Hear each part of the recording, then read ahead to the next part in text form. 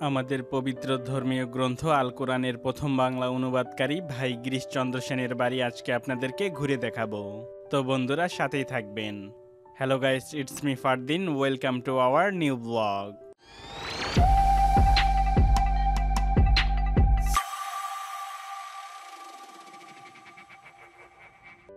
আজকে আপনাদেরকে নিয়ে যাব ভাই গিরিশচন্দ্র সেনের বাড়িতে, যিনি বাংলা ভাষায় পবিত্র কোরআনকে অনুবাদ করেন সর্বপ্রথম। ভাই গিরিশচন্দ্র সেনের বাড়ি দেখতে হলে আপনাকে প্রথমে আসতে হবে নরসিংদী জেলার পাঁচদনা উপজেলায়। ঢাকা টু সিলেট মহাসড়কের হাতের ডান পাশেই দেখতে পাবেন তার বাড়ির সাইনবোর্ড। তো বন্ধুরা চলেন গিরিশচন্দ্র সেনের বাড়িতে যাওয়া যাক। তো হাতের ডান দিকে যে রাস্তা, আমরা সেই রাস্তা ধরেই হাঁটতে লাগলাম। বাট ঢুকতেই দেখেন এখানে আসলে রিক্সার গ্যারেজ, তাই দেখেন নতুন নতুন রিক্সা দেখতে পাচ্ছি। এখানে খুবই বাজে অবস্থা করে রেখেছে, দেখতেই পাচ্ছেন প্রিয় বন্ধুরা, মানে আমি যেতেই পারছি না এরকম একটা অবস্থা। তো তারপর ওই রিক্সাটিকে পাস করে একটা চাষটাল আছে, সেটাকে পাস করে সামনের দিকে এগিয়ে যেতে লাগলাম। দেখেন কি একটা পরিবেশ প্রিয় বন্ধুরা, শুধু রিক্সা আর রিক্সা। তো এখানে একটি অফিস দেখতে পেলাম, ভূমি অফিস।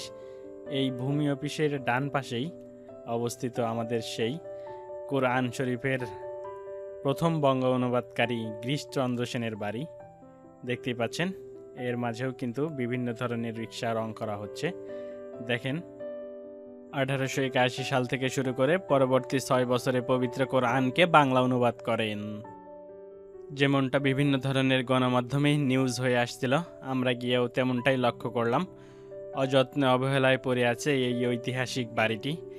আর চারদিকের পরিবেশটা দেখে মনে হচ্ছে এটা রিক্সার কোনো গ্যারেজ, রিক্সার কোনো কারখানা।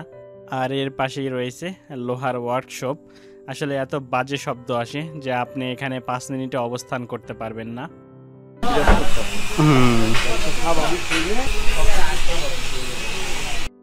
গিরিশচন্দ্র সেন 5টা ভাষা রপ্ত করার পরেই পবিত্র ধর্মীয় গ্রন্থ আল কোরআনকে বাংলা ভাষায় অনুবাদ করেন। 5টি ভাষার মধ্যে রয়েছে বাংলা, ইংরেজি, আরবি, উর্দু, ফার্সি। তিনি হিন্দু হয়েও কেন মুসলিমদের ধর্মীয় গ্রন্থ বাংলার অনুবাদ করলেন? মূলত প্রধান কারণ পূর্ববঙ্গ সমাজ কোরআনের অপব্যাখ্যায় ছড়িয়েছিল। সমাজে বিভিন্ন বিষয়াদি তিনি লক্ষ্য করলেন। সেই থেকে তার মনে জাগ্রত হলো বড় এই সমাজকে বদলে দেওয়ার জন্য কোরআন শরীফকে বাংলায় তর্জমা করবেন। আরবি ভাষা নিয়ে গবেষণা শুরু করার পরেই তিনি এই কাজটি করলেন। 1834 সালে নরসিংদী জেলার পাঁচদনা গ্রামে গিরিশচন্দ্র জন্মগ্রহণ করেন। ব্যক্তিগত জীবনে তিনি একাধারে সাহিত্যিক, গবেষক এবং ভাষাবিদ ছিলেন। তিনি ইসলাম ধর্মের অনেক গ্রন্থ নিয়ে গবেষণা এবং অনুবাদ করেছেন। ভিন্ন ধর্মাবলম্বী হয়েও গিরিশচন্দ্র সেনই সর্বপ্রথম ব্যক্তি যিনি কোরআন শরীফের পবিত্রতা রক্ষা করে বঙ্গ অনুবাদ করার সাহসিকতা দেখিয়েছিলেন। ব্রাহ্ম ধর্ম প্রচারক হিসাবে তাকে ভাই খেতাবে ভূষিত করা হয়। কোরআন হাদিসের প্রথম অনুবাদক হিসাবে তাকে মৌলভী উপাধি দেওয়া হয়। 1910 সালের 15ই আগস্ট গিরিশচন্দ্র সেন মৃত্যুবরণ করেন।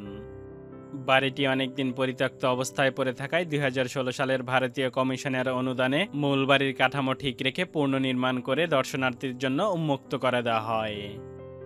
জাদুঘরটি প্রতি শুক্রবার, শনিবার বেলা 11টা থেকে বিকাল 5টা পর্যন্ত খোলা থাকার কথা। একটানা 3 দিন অবস্থান করেও এই জাদুঘরের ভিতরে কোনোভাবে প্রবেশ করতে পারেনি। ঘরটি নাকি তালা দেওয়া। ঘরটি এমনকি অনেক দিন ধরে খোলাও হয় না। স্থানীয় লোকের সাথে কথা বলে দায়িত্বরত লোককে খোঁজ নেওয়ার চেষ্টা করলেও তাকে পায়নি। এই মুহূর্তে ঐতিহাসিক জাদুঘর গিরিশচন্দ্র সেনের বাড়িতে দাঁড়িয়ে থাকলেও ঘরের ভিতরে আমরা প্রবেশ করতে পারিনি। নানান অবহেলায় অযত্নে পড়ে আছে এই ঐতিহাসিক বাড়িটি।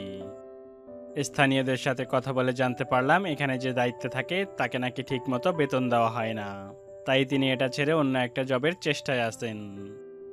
গিরিশচন্দ্র সেনের বাড়ি সংস্কারের ক্ষেত্রে চুনসুরকির পাশাপাশি দেশের বিভিন্ন প্রান্ত থেকে আনা মূল্যবান কাঠ এবং টালি ব্যবহার করা হয়েছে।